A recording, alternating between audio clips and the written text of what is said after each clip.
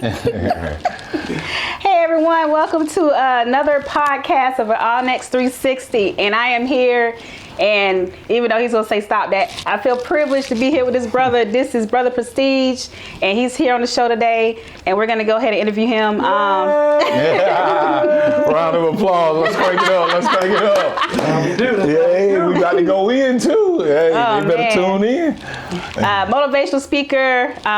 You name it. I'm gonna let him tell you about himself. So please tell everybody about yourself, and don't hold back. No doubt. Well, my name's Ricky Prestige Leverett Jr. I'm a metaphysical motivational speaker, author, as well as I guess I can call myself now a social media influencer or a spiritual influencer. I got over 200,000 followers on between TikTok, Facebook, and Instagram.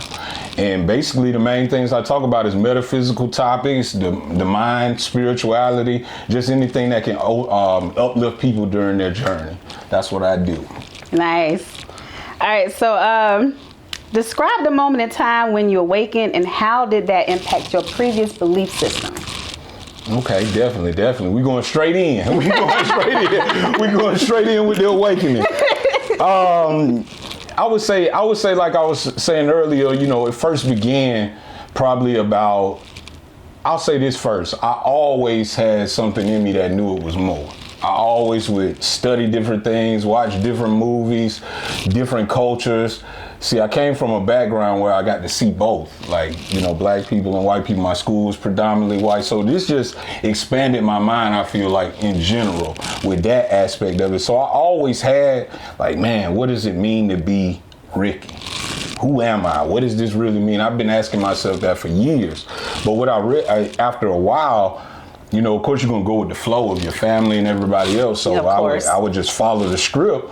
But the good thing with my parents was they never boxed me into one thing. It was always just like, don't be bad. That was the main thing. Don't be bad. You get those kind of scripts. But spirituality wise, I got a chance to explore myself and figure my own way out. And then I went to college. And once I got to college, it was like 2008. I started just going on YouTube and reading all these different books, and I knew it was something there, but I started out with like religious books like T.D. Jakes, wow, Joel Osteen, Creflo Dollar, Peter Popoff. I was just looking at everything because God was talking, and I could tell, and that was the only form of God I had was Christianity. So I'm like, they gotta know. Let me listen to this. Let me read these books. And then I got that laptop. When I got that laptop and I was able to open it up and just start searching for different things and asking questions, I ran into this website. I know I'm going on, it's more to it, but I went to the website. It was called Creating Power. And it was about reprogramming your subconscious mind. And what grabbed me was they was talking about money at first, like shallow stuff, like, oh man, I use my mind? I can be rich. I thought I had the key, which is the key, but there's a lot more to it. Once I went there, I had to study my own beliefs, study my mind, study my thoughts. And then I got into that laptop and started looking up more things like getting into metaphysics and the conscious community, and knowing that there's people out here that exist that had some of the same experiences and same things as me. And through 2008 up until now, I've just been on an endless journey. And then I got to the point where I started sharing what I've learned, what has helped me. And then next thing I know, everybody waking up now. So it's like, oh, who is this man? Like, they're coming to me now. But for 10 years, I was saying this. The last 3 years has been boom.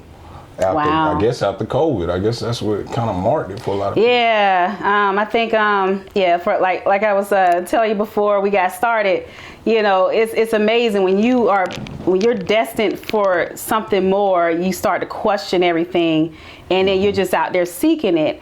And it's a beautiful thing when, because it's beautiful how that works. It's like, it's calling out to you, and you're just like, where you at?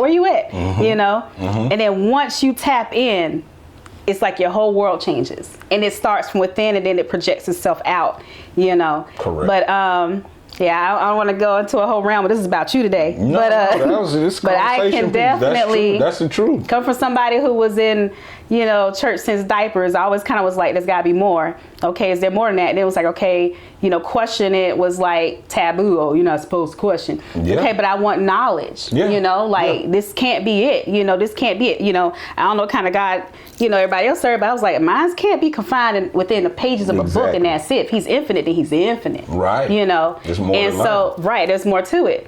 So like I said, humanities took me down that rabbit hole, and then that was it for me. But yeah, we're gonna get into the next question real quick. Okay.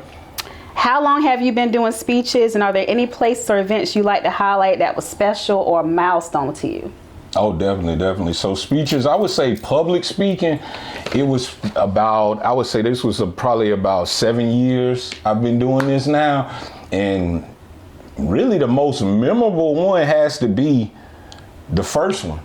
The first time I was able to finally speak on the stage, finally get off the internet and speak with a mic in my hand to people, that had to be probably like 7 years ago. Well, 8 years, because it was the Juneteenth event in Augusta. It was Augusta Juneteenth, the first annual. Shout out to the Band of Brothers. They was the Trav God brother. He was the first one that I reached out to him and asked to be part of it in speaking. They was like, yeah, we'll look into it or whatever. And they was, you know, and I've been doing it each year for the past 8 years, but that first one was very memorable because I was, of course, going to the next level. But the aspect of it was when I do the speeches, I like to do a history of the area or where I'm at, just to kind of get an idea of what to build on. And, you know, I'm dealing with the metaphysical, and I realized that was once a plantation where we had the event at Pendleton King Park. If you're familiar with it in Augusta, that was originally a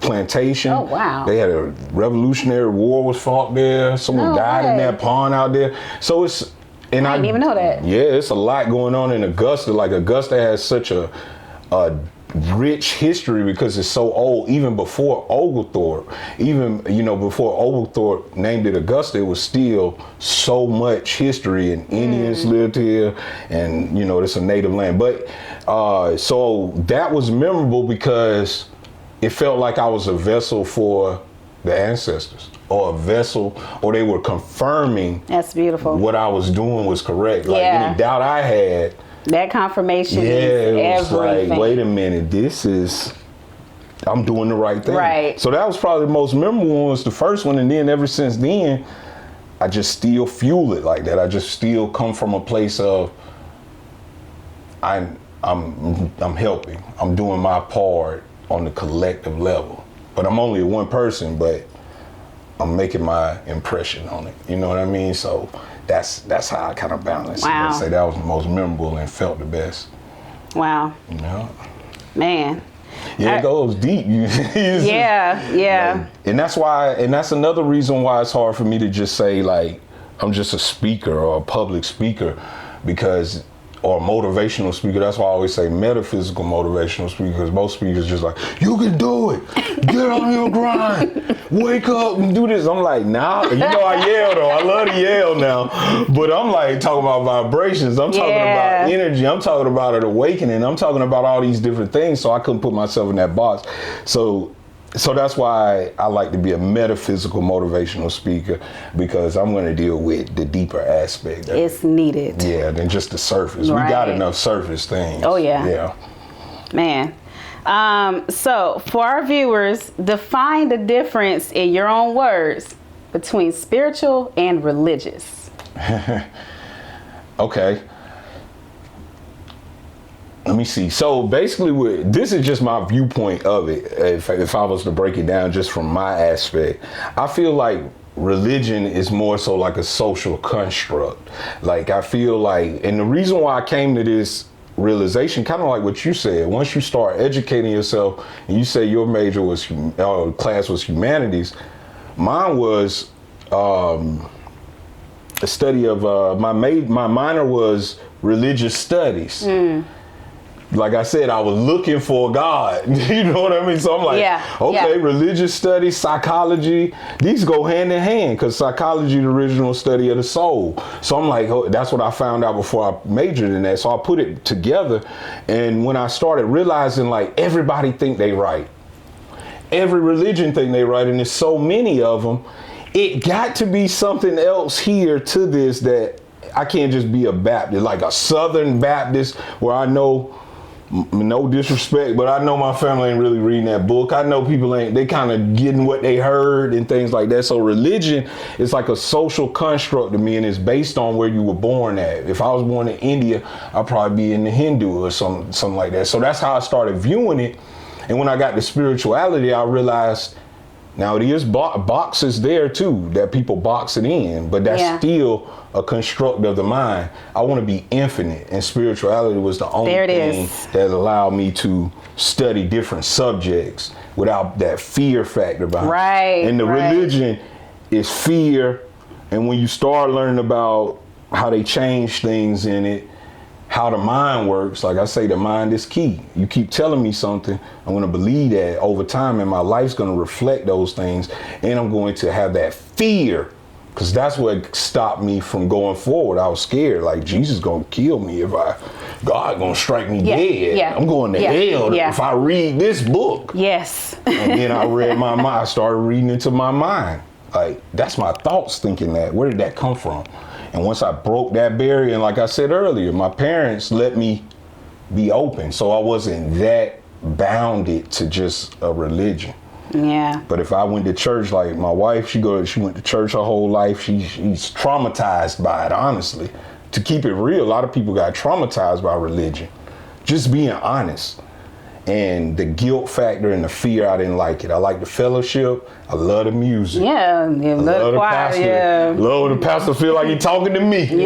But I know what he doing now, because I do it myself. So it was just not really his words, it's his energy. It's the energy that's flowing through him can make you have those spiritual experiences. So I just got a deeper look into it. But I love my religious folks, and I think you can use religion to better your life. Of course. It can help you transform, but that ain't my role. I'm going deeper. But if you right there and it's working and you're a better person, keep doing what you're doing. It's a wonderful foundation, you know. It definitely is, you know, but it just like with school, you kind of get to that point like, okay, what's next? You know, like you gotta graduate. There it is. And Earth is a school, so it's many chapters and chambers we gotta walk throughout life. So it's like, if I stay right here, I already know what to expect. We did this for generations, you know.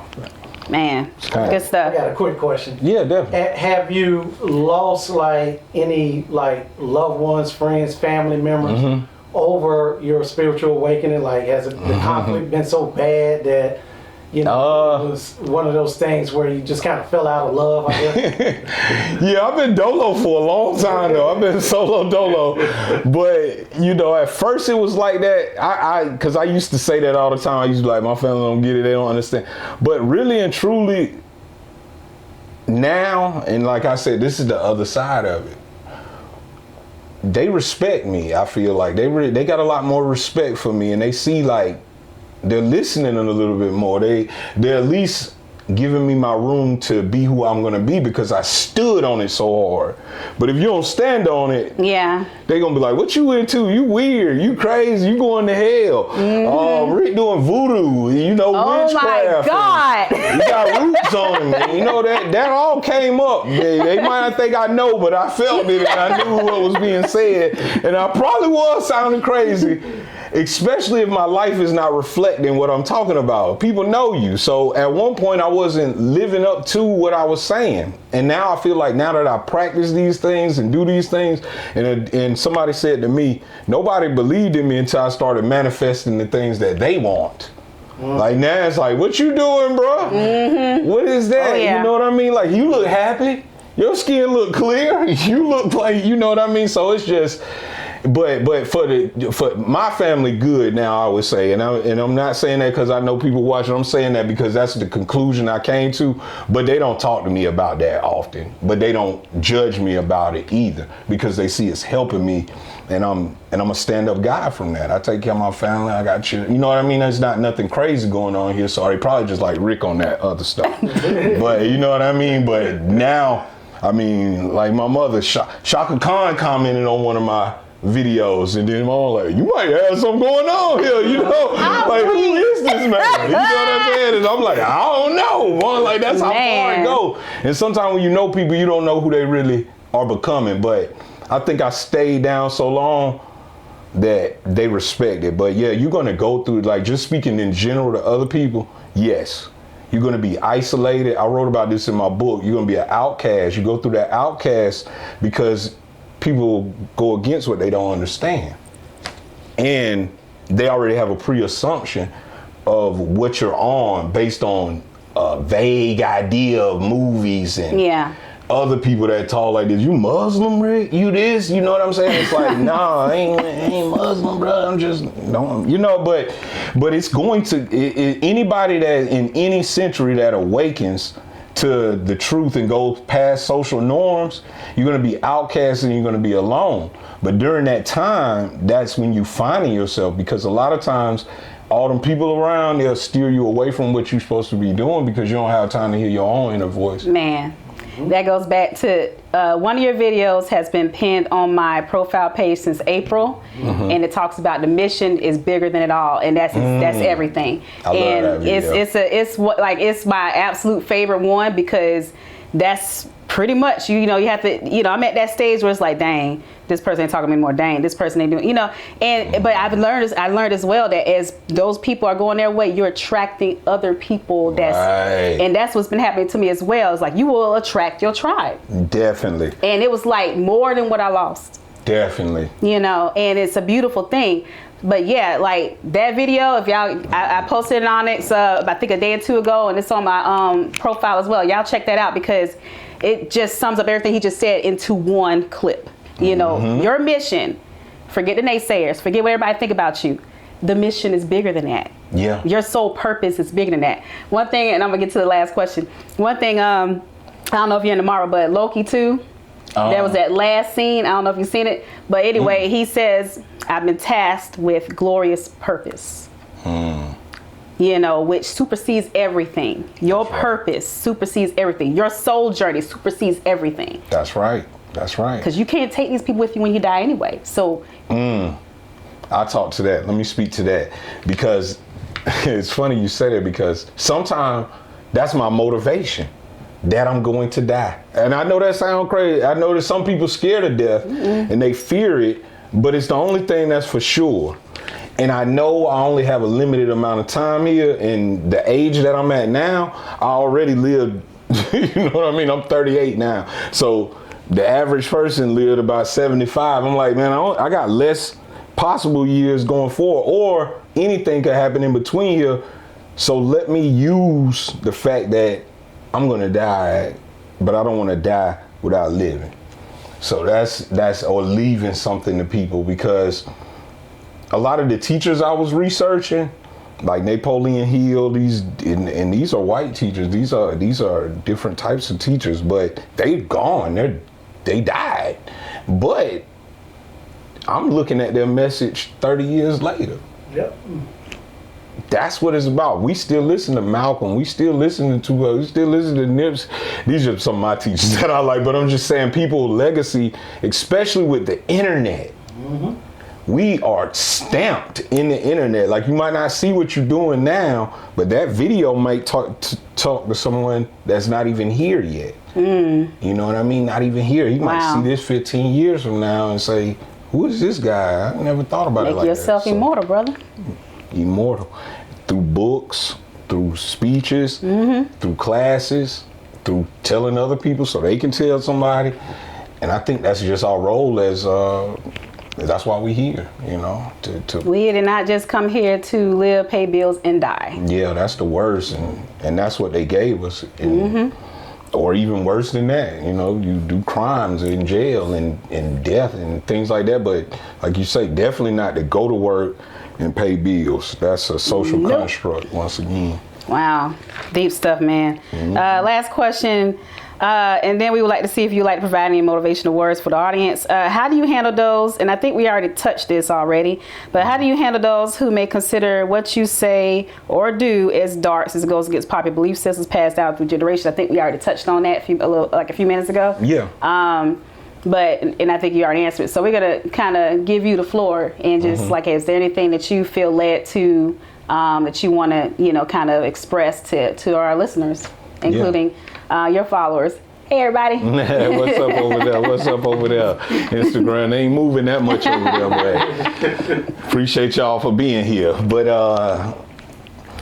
I mean, for the most part, I would just, and this is just what kind of the temperature with, I'm going to talk to the general public with the temperature of the things that I'm seeing. Like, this is how I view it. Like, we are on a mission. We on an important mission to, and I feel like this has already been prophesized for these times to come to pass. Like, for as the earth shifts, our mind shifts, our thought processes shifts, the way we view the world shifts. So I know a lot of people are at that point where they might be going through a lot of confusion or a lot of guilt towards the things that they're learning, or fear, or like you were saying, can't find the right person to listen to or things like that. But you're the person to listen to. You're the person that has the downloads already inside of you. You already have the information. You already have the knowledge. All these things are doing on the outside is just confirming what you already feel in your heart. Otherwise, you wouldn't be searching at all. You would just be you would just go with society. It's a lot of people that are machines, automatons, I think it's called NPCs. They say different things, and they don't care about any of these things, and they can live day to day. But if you feeling in your heart like, nah, this ain't it, it's something else, you have a role to play in the shifting of the consciousness of the people. And when people go up against you, like we were saying earlier, realize that it's bigger than their small thoughts. It's bigger than the hate. It's bigger than even your own negative thoughts. Because I have people all the time, and I never thought I would get to this point, but people will come in my inbox and be like, you saved my life with that video of what you said, and you're giving me hope. You're speaking hope, and I try to show that I'm a regular person, that I'm a normal person, not just because of the follows. People get that idea twisted, and I go through things, and I tell you the raw aspect of this, because it's not a certain just one path you're going to be able to follow and all the answers are there. There's one teacher, other than within yourself and what resonates with you and what you feel, those tingling feelings you get. Somebody start talking, take that as a confirmation. Yeah. That song you hear and you get those tingles, even if it's a gospel song, might be God talking to you, might be the spirits talking to you. So it's just a fun journey when you start looking at life from that perspective, that you already had the answers within. You just have to become aware of it and more conscious of what you're thinking and doing in your own life. And then it's still hard, but it's brighter, Wow. It's brighter on the other end. And getting the goosebumps over here. Yeah, that's just the confirmation. Yeah. Wow.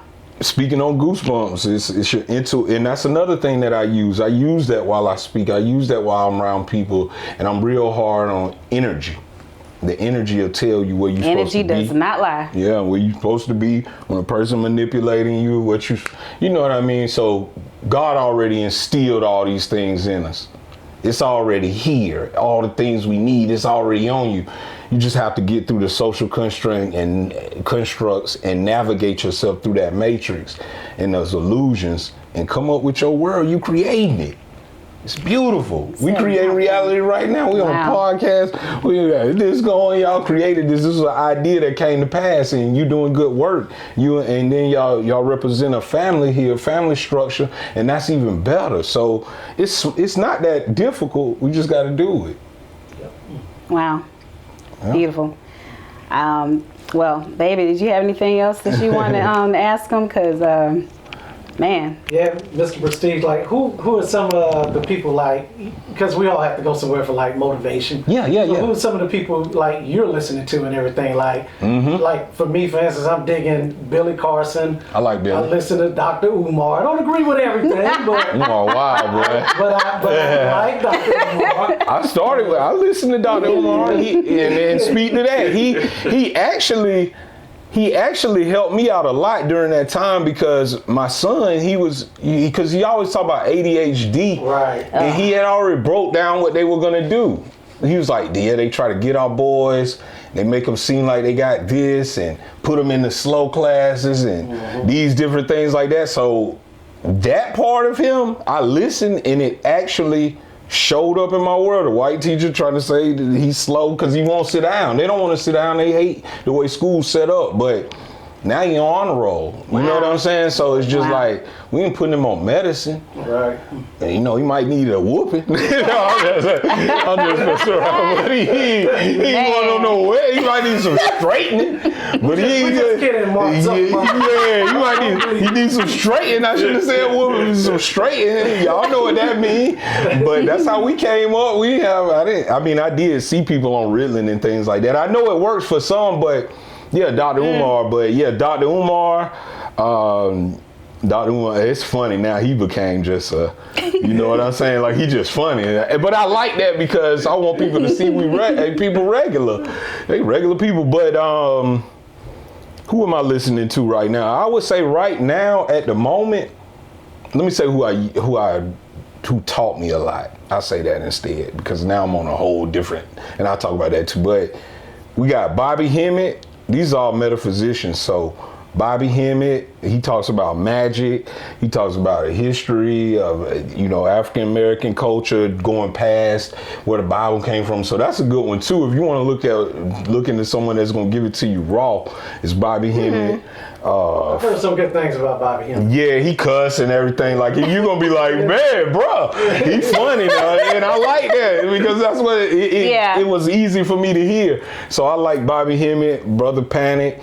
These are all metaphysicians. Oh my God, Brother Panic. I just stumbled upon him. Oh, yeah. And I felt like he died. We'll talk about it later. But I was just like, he died on Halloween. That was crazy. And he's a magician. And he always talked about life is hell and death is where your real life at.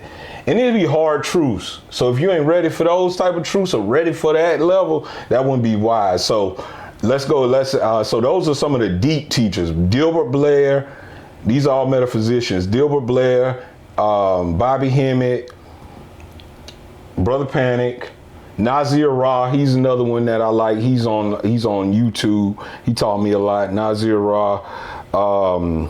Then we'll go to the other part that I like about the subconscious mind. They teach on the mind. It'd be like Napoleon Hill, James Allen, Bob Proctor. Who else? I listen to, right now I'm listening to a lot of things about social media and growing your following and things like that.